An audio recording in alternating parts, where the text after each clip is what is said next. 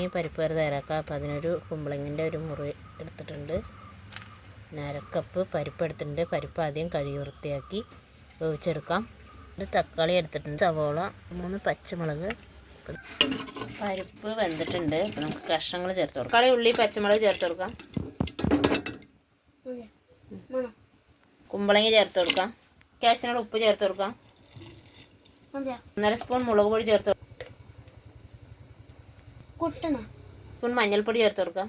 2 spoon മല്ലിപ്പൊടി ചേർത്ത് കൊടുക്കാം. കഷ്ണം വേവട്ടെ, നമുക്ക് അരപ്പ് തയ്യാറാക്കാം. അരപ്പിന് 1 മുറി തേങ്ങ ചിരകിയെടുത്തിട്ടുണ്ട്, അരച്ചെടുക്കാം. കുമ്പളങ്ങി വെച്ചിട്ട് അരപ്പ് ചേർത്ത് കൊടുക്കാം. അരപ്പ് ചേർത്ത് കൊടുത്തിട്ടുണ്ട്, നല്ലതുപോലെ തിളക്കട്ടെ.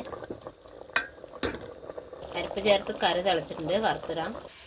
വെച്ച് വെണ്ണ ചേർത്ത് കൊടുക്കാം. കടുക് ചേർത്ത് കൊടുക്കാം.